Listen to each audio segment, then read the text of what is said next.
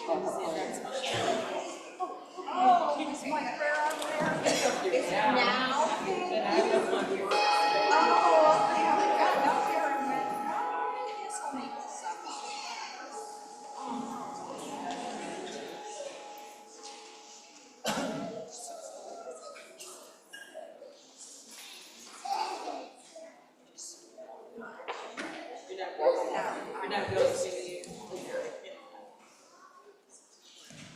Good morning, everyone.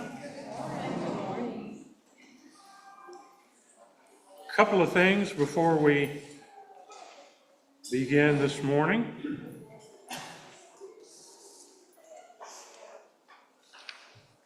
I'm going to refer you to your announcement sheet, which is blue, I think, isn't it, this morning? If you weren't handed a blue announcement sheet when you came in, they should be on the table out there. You might want to check it out. There's going to be some things on there that I don't mention. But one of the things you need to look at is today, 12:30, our Immigrant Support Committee is hosting a presentation. The title is The Truth in Our Stories. It's a book which features 12 immigrants sharing their compelling stories in their own words. One of the co-authors is going to be here. It's on your blue announcement sheet. You can find the details there or ask a staff person. A couple of dramatic things happening, literally dramatic. We have a St. Andrew's Theater group that gets together now and again to have dinner and go to events. And so Sweeney Todd is taking place in Georgetown. And there's a flyer in a stand on the table out there about that. They need a count this week of who wants to do that, so check that out if that's something you're interested in. Also, there's a flyer out there for Wind in the Willows that Noel is doing. Noel, you may not know. Oh, I didn't see you there.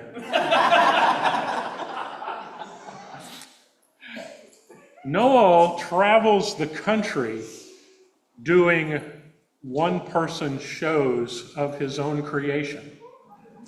And so he's going to be at the Paramount. There's a flyer out there about that. So check that out.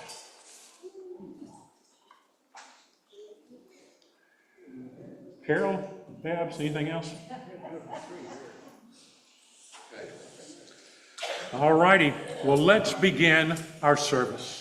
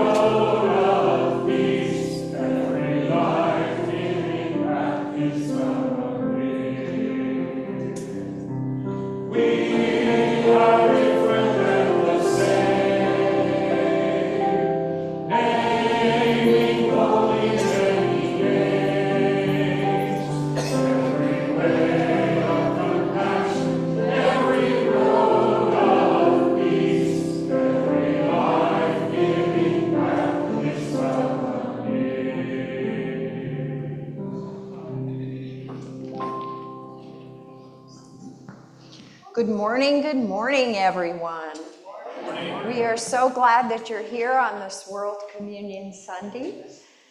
And I would like to call Martha Cole up while she's walking up. We're glad that you are here, and we're glad that our Zoomers are here. Let's turn around and wave to all of them.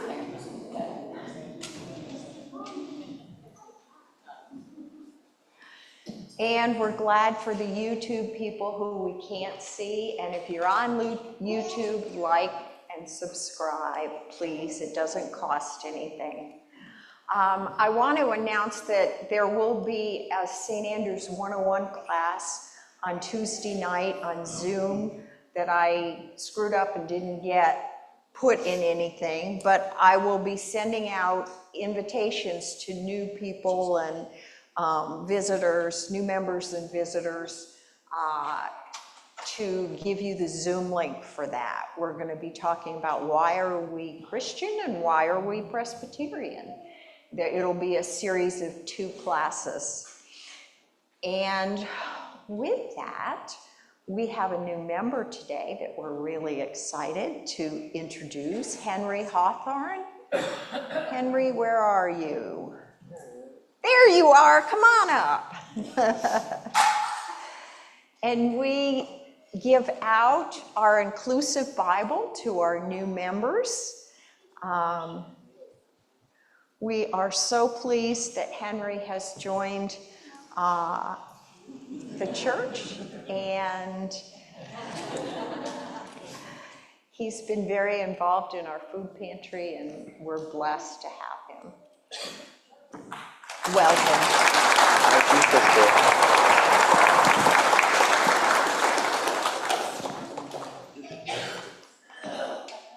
Okay. Thank you so much.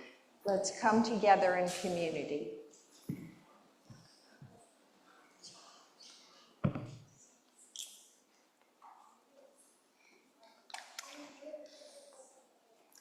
We pledge, in the name of all that is sacred, to be a sanctuary for all those gathered here.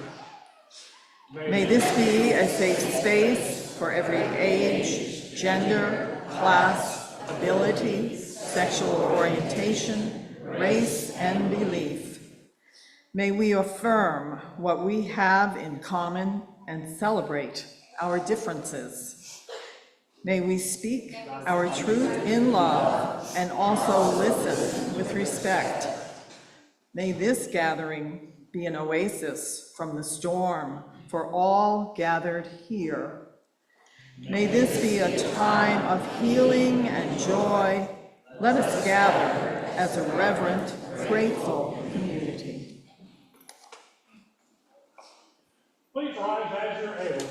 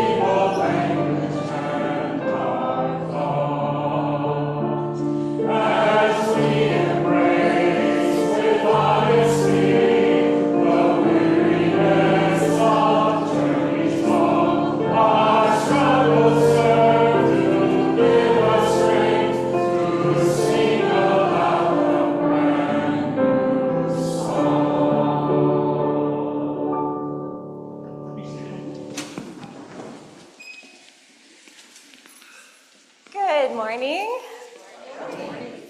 I'd like to invite the young and the young at heart up for our puppet show. There might be some bags of food in the aisle for our food pantry. Thank you for your help with that.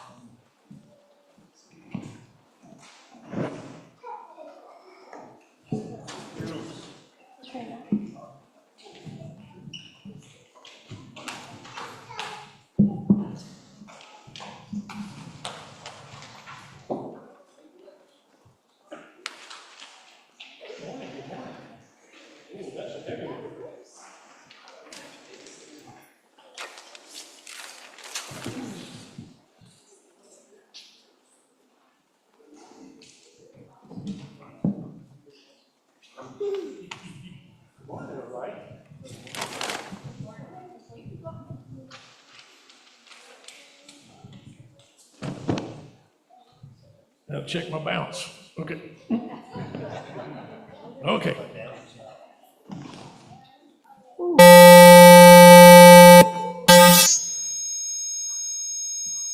We have your attention? Okay. It's puppet show time. We're going to do that every week. Or an Amber Alert. Hello, everyone. Hello. So glad to see you. Well, Hortense, it's just the two of us again. Well, yes, our friend Mr. Monkey is on vacation for about 4 weeks, I think. 4 weeks? Well, carrot feathers, what are we going to do? I mean, do you think we can get the job done with just us? I mean, my little buddy kind of, sometimes, lots of times, he is the lesson. Yes, yes. Mr. Monkey is a very important part of our lessons. Yeah. But I think that you and I can make a great team too. Yeah, you're right, Hortense. At least we have each other. We kind of need each other, don't you think? Kind of? Well, of course we need each other. And this is a good lesson for today. We need each other. Many times we don't think about it, but we need other people. And our lives would simply not be as full if we didn't have others around. Yeah, but Hortense, I hate to admit it, but, sometimes I just don't want to be around others. I just want to be by myself. Is that bad? Oh, no, Jack, that isn't bad at all. What we need is balance and the occasional foghorn. Sometimes it's good to be by ourselves and think or play or do whatever. And then sometimes it's good to be with others. Our lives will be much fuller if we have good balance in everything we do. Balance, yeah, I think I can see that. I had balance real good for a while when I tried to ride that bike, and then I lost my balance pretty quick too. Oh, but Jack, I'm not talking about that kind of balance. I'm speaking of the yin and yang of life. Well, I don't think I've met them, but I think I know what you mean about balance, because sometimes I understand the things you say, and then other times it just zings right over my head, like now. Balance. Oh, well, okay. I guess that's a balance, sort of. Yeah. But what I'm trying to say is our lives should be balanced. Here's a thought. Eating is good, right, Jack? One of my favorite things. Okay, all right. And what do you think would happen if we ate all the time? Oh, well, I guess that wouldn't be good. We'd probably get sick. Right. And playing is good, right? Playing is great fun. Well, what would happen if we played every moment of the day? Well, that sounds fun, but, now that you say it that way, my rabbit hole sure would get cluttered. Right. We need to balance our work and our play. Oh, I see. Balance is like playing when it's time to play and working when it's time to work. It's just doing everything at the right time. Jack, that's exactly right. You've got it. I got it. But Hortense, Yes, Jack? since I still understand just about half of what you say, I'm pretty balanced, huh? Yes. You are the most balanced rabbit I know. Well, thank you, Hortense. That means a lot coming from you. And say, I just thought of another balance. What's that? Well, it's been time to get together here, time to have our lesson with the children, and now it's time to get on with the service. Balance. You're right. Yep. We'll see y'all next time. Okay, no song today because Jim isn't here.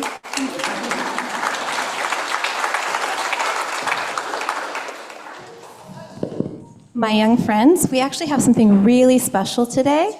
We have a baptism, so you are invited to stay up here if you would like to before we go to chapel. I just need you to sit back down if you're going to stay up here, okay? And I've got to put this back on.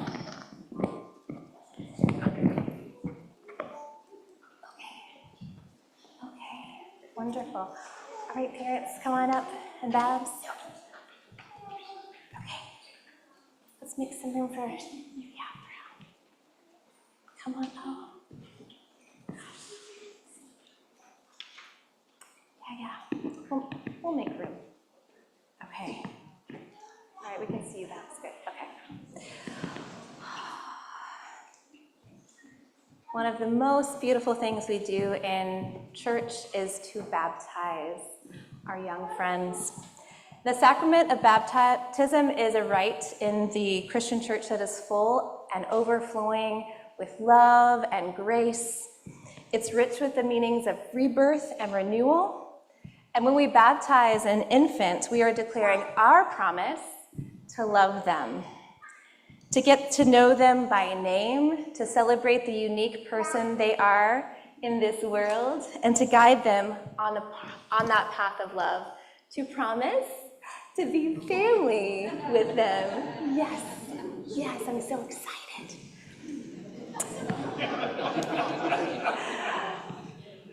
Emily and Justin Winsk are here with Colin Alexander Winsk, and Emily's parents, Mark and Wendy Altacruz, are here in the front row, filming this wonderful baptism. Emily and Justin, do you desire that Colin be baptized today? We do. Relying on love that is larger than any one of us combined, will you raise Colin in the path of love? And you, the members of St. Andrews and friends of St. Andrews, Colin becomes a part of our family too. And we share in that responsibility to bring Colin up in an atmosphere of love. Do you, the folks gathered here today, accept the responsibility of being a friend to Colin as he grows up into the wonderful human being that I know he will grow up to be? Do you? Yes, we do. Oh my goodness. God, we give thanks for the gift of water. Water by which you nourish and sustain us and sustain all living things. Water which connects us with your creative purpose from generation to generation. From the Red Sea to the Jordan, your mercy and justice rain down like a mighty, ever-flowing stream. Holy Spirit, set aside this ordinary water for a special purpose, that it would be a touch of your living water upon Colin, sealing him with the knowledge of your unbreakable bond of love, and filling him with the assurance of your Spirit dwelling within. Will you come to me? Can I hold you? Oh, that's okay. Come on, Dad. All right. Yeah, he may have to stay with Dad. It's okay. You stay with Daddy. All right. Colin Alexander Winsk, I baptize you in the name of the Spirit of love who created you, the Spirit of love who guides you, and the Spirit of love who lives within you. Okay, we have a song that we sing to celebrate this day, and David will help lead us in the song, and Dad, I'm going to let you carry Colin, and we're going to walk out here so that everybody gets a good look at this great young man that we have joining our circle today.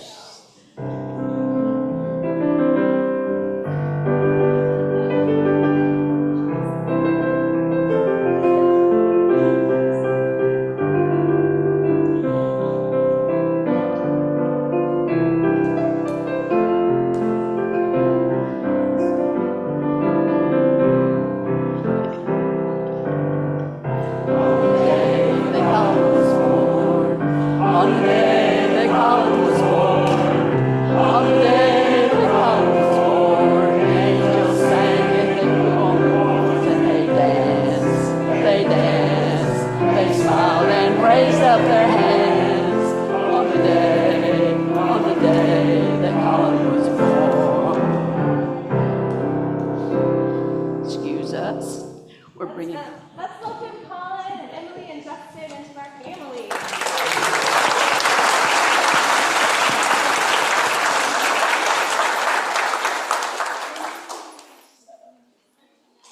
Certainly. And now, my young friends, it's time for us to go back to the chapel. So we're going to go with Julie, who's in the back in the pink. So, over out.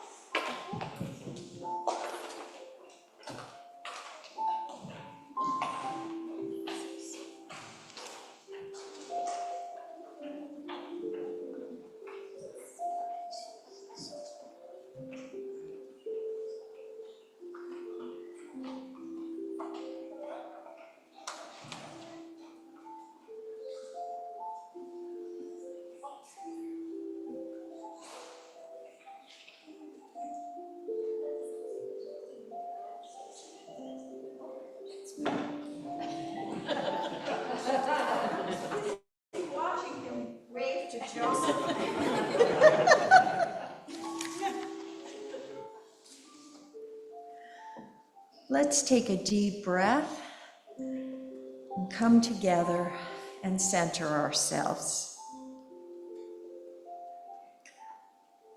Spirit of love, we are grateful for this experience we call life. We navigate its ups and downs, sometimes with ease and sometimes with difficulty. We lift up the concerns that each of us individually have.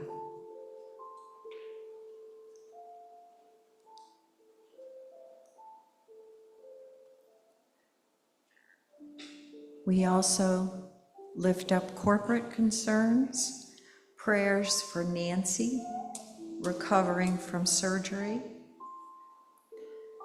Tara asks prayers for her cousin Jan and her family dealing with the loss of their 42-year-old daughter from cancer. We mourn the loss of over 225 lives from the devastating hurricane last week. So many are now without a home and living in peril, have seriously damaged homes, or have no electricity without an end in sight.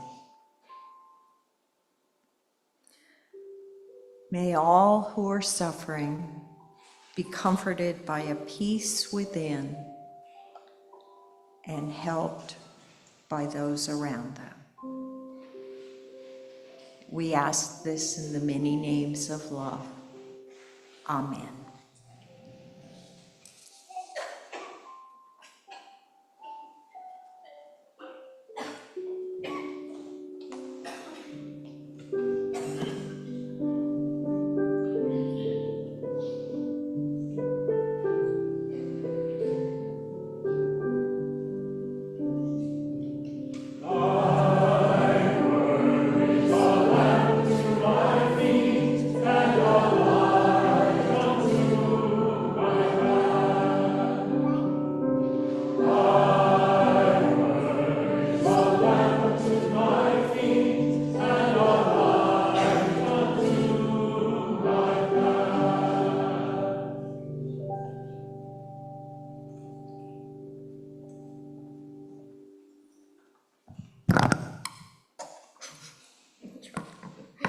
Still working, all right.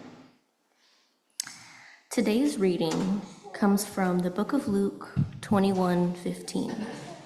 In this passage, Jesus is speaking. For I'll give you the words and a wisdom that none of your adversaries can take exception to or contradict.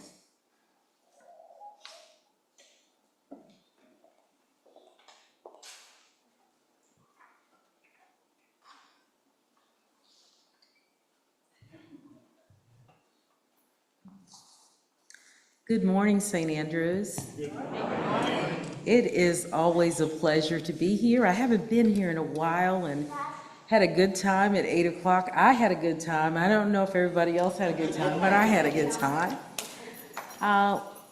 This morning, I feel humbled and privileged to be able to share the message with you that came through me. And I hope you'll walk with me as we explore this way to be greater light in a world that sometimes seems to be descending into darkness. And I'm grateful to be here so that we can really think about this on World Communion Day. And I think it's World Communion Sunday, right, Babs? I'll get that right. I want to talk a little bit, and you've seen this title, want to talk to you a little bit about our rights and then our responsibilities as well. We have rights in America. Courtesy of our Constitution, we have a lot of rights. And as I've said earlier, it's not that Constitution is not perfect, and our rights are sometimes under fire. But we have the right to speak. We also have the right to be silent. And some of you know that the right to be silent is one that we usually get to protect ourselves. And even if you've never been arrested, and some of us have been arrested, and I know in St. Andrews, We protest and we take that risk to be arrested. But if you've never been arrested, you probably know the Miranda rights from Law and Order or some cop show, right? You have the right to remain silent. Anything you say can and will be used against you in a court of law. You have the right to speak to an attorney and have that lawyer present during your questioning. If you cannot afford a lawyer, one will be appointed for you if you desire. As Americans, we get this. We get the ability and the privilege not to incriminate ourselves. But today we want to talk about a little bit more about silence, the silence that works and the silence that doesn't. And so first of all, silence is incredibly powerful in other contexts, in some contexts, I should say, particularly when we're listening to someone at the heart level. When we're listening and we're listening carefully, silence sometimes can help us to really metabolize what's being said to us. It's also silence is awesome when we're meditating or reflecting or out in nature. However, remaining silent when other people are being falsely accused or persecuted or oppressed is counter to who we are as followers of Christ. And we know there's a time for everything.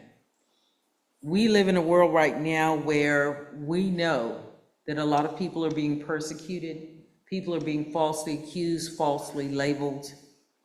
And one of our favorite scriptures about due justice and mercy. A lot of times to do justice and mercy, we have to speak up. And so as followers of Christ, we don't have the luxury or the privilege of being silent, especially when things are pretty difficult. And difficult situations is where it's the more difficult the situation, the more difficult it is for us to speak up. And unfortunately, we live in a world where there are many opportunities to speak up, but we also live in a world, in a country where there's been a history of punishing people, sometimes by death, sometimes by whipping, for standing up for people who are powerless, people who do not have privilege. And the threat that comes with speaking up sometimes silences us so that we protect ourselves. And one example of just one way, and this happened in Austin, Texas in the late 1800s, it was punishable by whipping for African American and Mexican people to talk to one another. And of course, that law is no longer on the books, but it was on long enough to leave a history and some roots that still live with us today. And so as followers of Christ, we have to pay attention to which laws make sense, which ones to be challenged, and when to speak. Humanitarian and Holocaust survivor Elie Wiesel told us, we must take sides. We have to. Neutrality helps the oppressor and never the victim. Silence encourages the tormentor, never the tormented. And the opposite of love is not hate, it's indifference. So sometimes to protect ourselves, we don't speak. We're silent. As followers of Christ here at St. Andrews, we have a habit of speaking up. It's one of the reasons why I love coming to this congregation. This is a congregation that's not afraid to be a social justice movement in and of itself. LGBTQ rights, immigrants' rights. And we have to become a contagion at St. Andrews. Other people have got to learn to speak, and we've got to learn to organize with others. Because just in Jesus's day, there were abuses of power, religious power, governmental power, state power. We have the same thing. We have the same opportunities to speak up. We have no evening news. There are no social media posts without the chaos of injustice. And from every system in the United States, education, health, military, police, there's injustice that has to be spoken up about. And most of our faith communities in this world, we get instructions on speaking up and speaking up for justice to disrupt justice. Even in the Quran, in Surah 4 and 135, it says, "O you who believe, be persistently standing firm in justice as witnesses before God, even if it be against yourselves or your parents and relatives." Something about that should resonate for us as followers of Christ. We get those same instructions that we are to be love. And many times to be love, we have to speak up. We have to break our silence. Because we have a superpower. Have you all ever had these conversations with people and they say, "What is your superpower?" Anybody familiar with that? "What's your superpower?" And, "Oh, I cook quiche, in 15 minutes." Everybody's got this superpower. But as followers of Christ, we've got a superpower. We're outsiders. We're outsiders. We are maladjusted to injustice. And that puts us in the powerful position of being able to disrupt. But we have to recognize that power is within us. And so your superpower, if you take nothing else away from this talk today, your superpower is being connected to the Spirit, being a follower of Christ, and being able to disrupt. So one of the great examples we have in American history of outsiders being disruptive is in the civil rights movement. In the 60s, when dehumanizing and degrading conditions for African Americans in the South, Black people from the North came to the South. White people from the North came from the North to the South. Jewish people showed up in droves. And when we learn about Jewish people who showed up to support African Americans, they recognize the danger of silence. So I want you to keep in mind that silence is complicit with oppression when we don't speak. But we have examples in America where people have taken stands. Apartheid in South Africa. We know that silence means that we are participating in oppression. So here at St. Andrews, we've spoken up, as I said, over the decades. Some of you have been to the Capitol. You've been everywhere. For immigrants' rights, for LGBTQ rights, you have been there. You have paid attention to what's happening in the world. And today on World Communion Sunday, I want you to consider what else is going on in the world. Other things that call for us to speak up. Maybe not you personally, maybe not us as a congregation, but certainly followers of Christ have got to get involved. So if you look at how we can break our silence, you can look at almost every continent. The first place I want to take you is to a space where all of you have cell phones. How many of you have cell phones? Smartphones, the technology, all these lithium batteries, they require cobalt to function. 40,000 Congolese children make sure we have our cell phones. That requires a disruption, y'all. 40,000 children mine cobalt that we know of in the Congo to fuel the rest of the free world. Every cell phone has to have this raw material. And this year in American Magazine, Shmuley Yakovitz pleaded for all religious communities to show up for the Uyghurs in China. Who are the Uyghurs? They're the Muslims in China.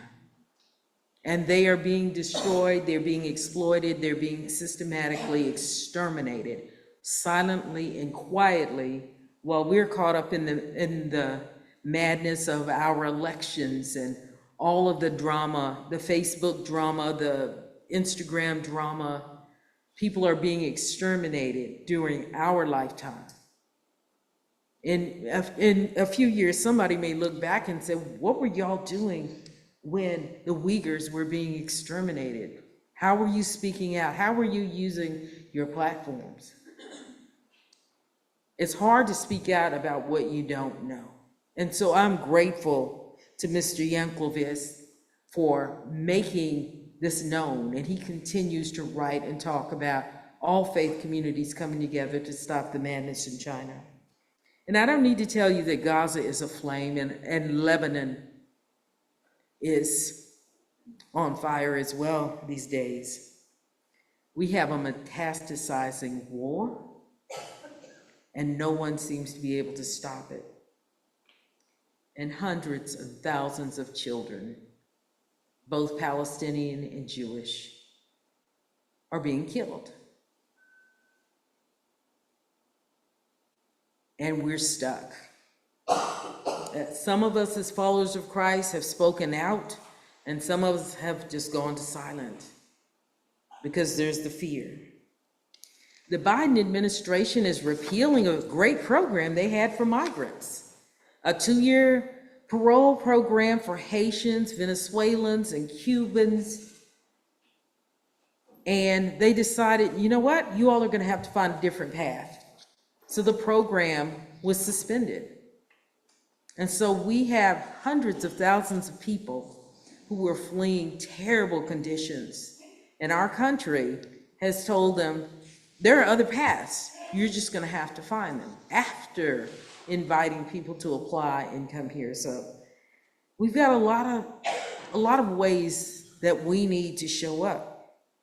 And last but not least, because you know this is not an exhaustive list, we have Native Americans fighting for their right to at least have a voting site on reservations that are in isolated spaces. So people who have been here for centuries are having to beg the courts to just give them a space to vote. And I don't need to tell any of you all, women all over this country are fighting for the right to control their bodies, their own bodies. These are all things that are happening, and these are not all things we can solve. But there are some things that are close to home. Voter suppression in San Antonio with Latino voters is repugnant. The state is persecuting folks, mostly Hispanic folks, and voter suppression is very real. Many of us want to change this world that we live in. We can't change this world if everybody can't vote. But right here in San Antonio, there are raids for people who are suspected not to be registered or to be voting illegally with no evidence at all. Our Texas public education system is being totally dismantled right in front of our eyes. State of Texas is sitting on $18 billion, and that money is not being released to schools for all kinds of political reasons. And schools now are having to fire teachers and librarians and cut incredible programs that are needed for our immigrant children, for our children who are identified as low income, our emergent bilingual children. Many of our children, they get most of what they need to thrive in our public schools. And our state is taking the system apart by starving it to death of funding. On World Communion Day, we need followers of Christ to show up. We need followers of Christ to show up, whether it's an international issue, whether it's a regional issue, whether it is a local issue. There's no shortage of injustice out there. And what keeps us from speaking up? Some of us are pretty good at speaking up about different things, but I'll speak for myself. When I'm in a situation where I feel surrounded by people who don't share my faith and my belief, I sometimes will shut down. I'm afraid because I'm human. You're human. And none of us wants to be ostracized, left out, punished, retaliated against. And sometimes we sit in silence so that we can still belong. But as followers of Christ, we are maladjusted to this injustice. And when you're at the Capitol protesting, an arrest may come. If you join the university protest for peace in Palestine, arrest may come. That's the risk. And so sometimes it's easier just to watch it on TV. And this doesn't mean everybody has to go down to the Capitol, y'all, because that's not everybody's call. But keep in mind that what we've been called to do, we have to honor and we have to show up, because silence is what keeps us going. And then sometimes we have on those phones, we have strange and dehumanizing posts that are made about other human beings that we may not share their background, and we take the chance to disrupt and refute the dehumanization, and then we get canceled, right? We take the risk of being canceled by groups, or wind up in these situations where people start to attack you personally because you spoke up for Haitians, because you spoke up for Venezuelans. You saw something that made no sense and you spoke up. Those are the risks we take. That's why we're told by the Spirit that regardless of your situation, Jesus delivered this message, right? Spirit used Jesus to deliver the message that whenever you're before the authorities, whenever you need to speak, I'll give you what to speak. And so that's when our faith kicks in. We either have it or we don't. And so a lot of times when I'm cogitating, like, ooh, what should I say? Oh no, they might be offended by that. That may sound this kind of way. I have to get still and see not what Stephanie is trying to say, but what is the Spirit trying to say through me if I will open myself up to it. Now, the season is coming where you will be sitting at tables with people with whom you share DNA. You might not believe it because of some of the stuff that comes out of their mouths, right? And you'll have to determine in these holiday events, in this season of very interesting in America, what are you to say when someone says, oh, Mexican immigrants are taking all of the American jobs? What are you to say? You in spirit, Jesus gave the instructions. You'll get your instructions on what to say. I sometimes ask myself, do I want peace or do I want drama? Because you do know in some cases, there's going to be drama if you disrupt some kind of remark about the dehumanization of particularly marginalized people, people with very little power. Some of us have remained silent. I just know that here at St. Andrews, we have the ability to change things. We have the ability to become this contagion that is so necessary in this time when we see abuses of power. And speaking up is an act of love. It's the way we show love, especially when people don't have our privilege and our power. It's not an act of charity, because once you speak up for the oppressed, the marginalized, you may not be a member of the LGBTQ community, but as a follower of Christ, you have an obligation to walk and join with, not to be an ally. Maybe an ally is a first step, okay? We like to talk about allies, but as an ally, I can step, as a straight person, I can step in and out of being an ally. It's optional. But once I really put skin in the game, that means I take a risk of being ostracized, being rejected by family, being rejected by people I love. I got skin in the game now. Now I'm a co-conspirator. I'm an accomplice at taking down oppressive systems and people who denigrate others. So again, don't leave here and say, Stephanie said allyship was bad. I did not say that. What I said was it's a first step. But as followers of Christ, we have to get in with people. We suffer with people. We don't sit at home and hope it all works out well. So speaking up in the spirit for marginalized is, as I say, an act of love. As followers of Christ, we do not have the right to remain silent. We don't. As followers of Christ, we know anything we say can and will be guided by spirit and used in the defense of love. So as I leave you in a moment of reflection, I want to thank you for traveling this road with me this morning, thinking through. Some of the things I've shared with you were on the paper and some were not. They just came from somewhere. I want you to reflect with me on the lyrics from a song from the Keres Indians of Laguna, Puebla.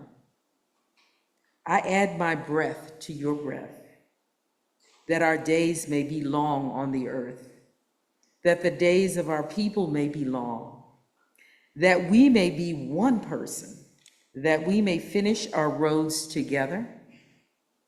May our mother bless you with life. May our paths be fulfilled. Thank you. I invite you to your own reflection this morning.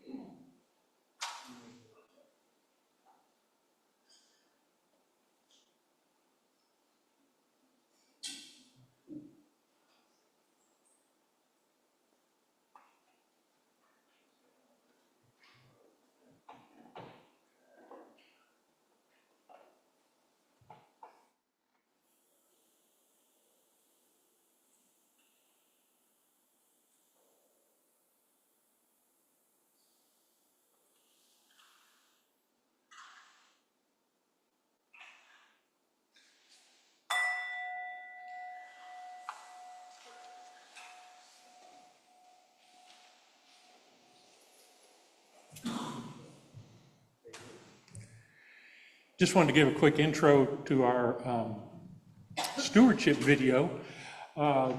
Longtime St. Andrews folks will know that this is the time of year that we plan for next year. And so just for the sake of new people and visitors, it comes to this time of year that we look ahead and we ask folks for pledges so that we can plan for the ministries for next year. And so that's what this video will ask you.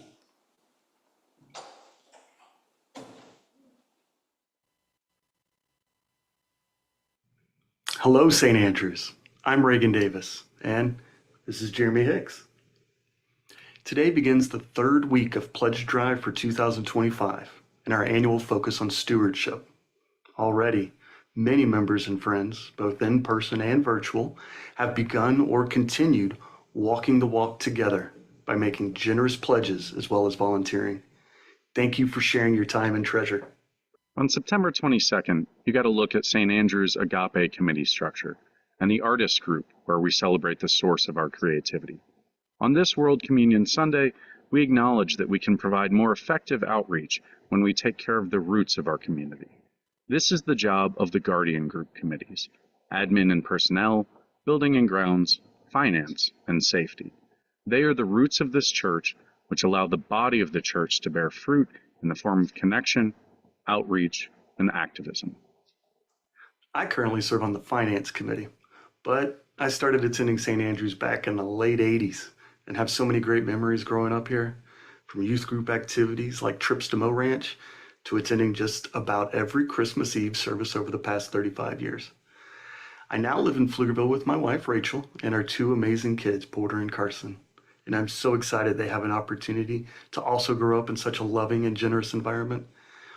Personally, my favorite part of St. Andrews would have to be Jim's sermons. His ability to challenge us to think for ourselves and to bring in other religions and points of view have helped me to grow both spiritually and intellectually. I live in nearby Pflugerville and started attending St. Andrews last year, first virtually via YouTube, and after a few months I began attending in person. I fell in love with the message of inclusiveness at St. Andrews and the commitment to social justice and community support and empowerment, coupled with a strong spiritual message that guides this commitment to the common good.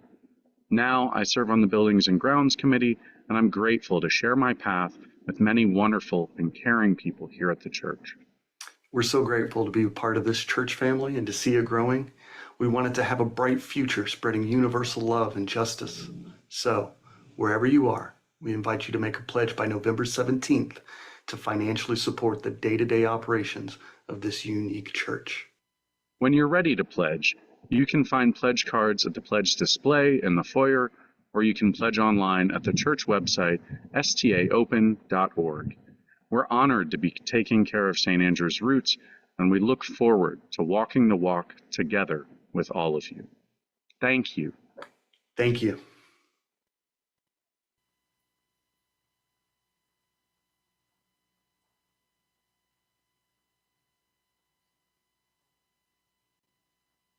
So thank you to Jeremy and Reagan for that message. And I do know that they did not coordinate their shirts. So, but yes, this is our stewardship time. Will the ushers please come forward?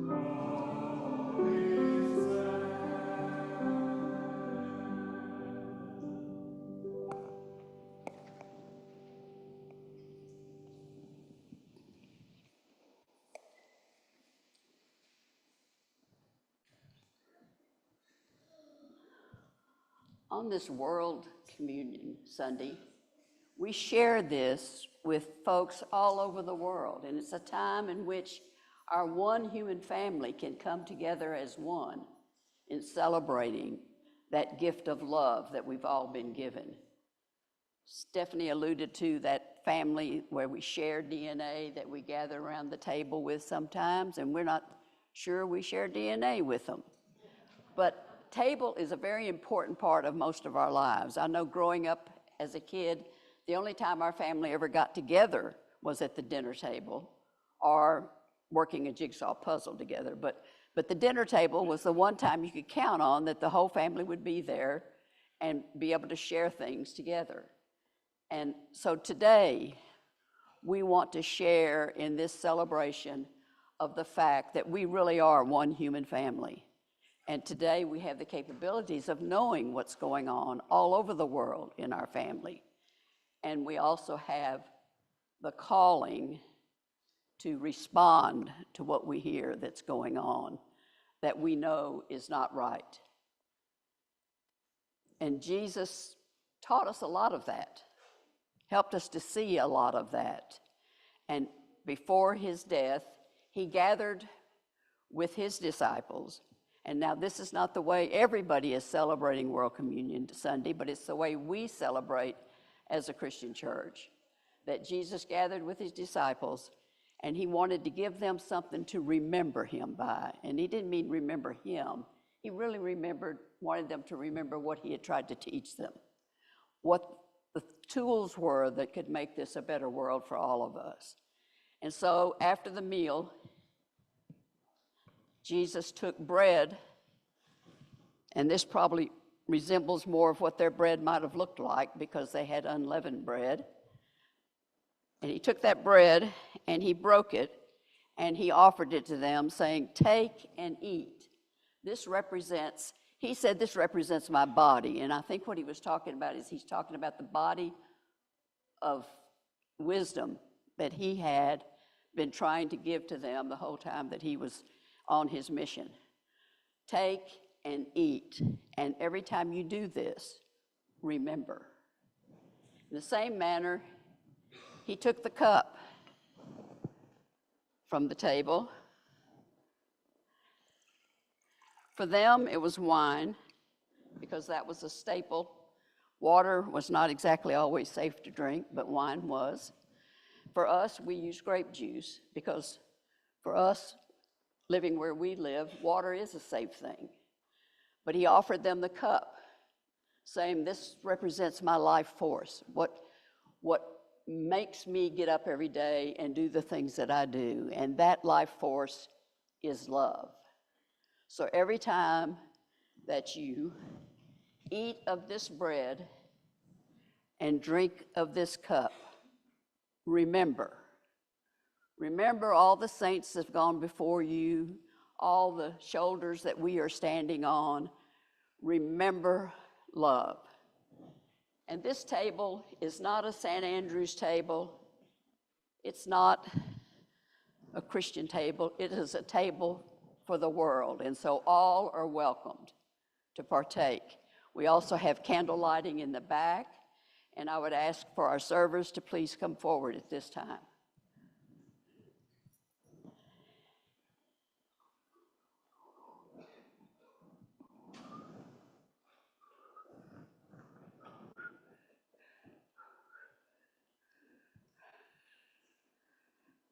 Our rovers.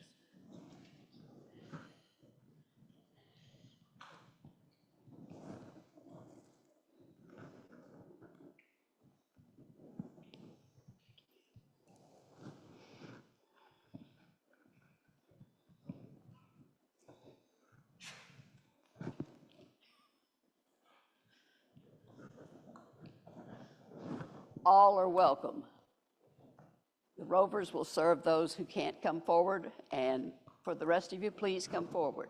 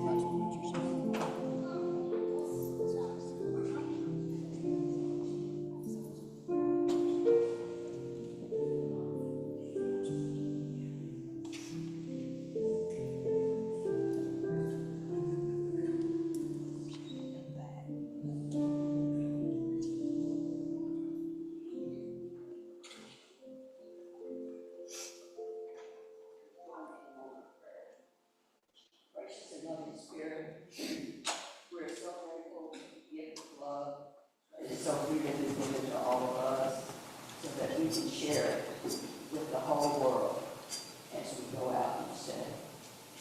May we find and feel that love that is within us, and may we have the courage and feel that urge to share that love with all we meet, so that everyone might know that they are loved just exactly as they are.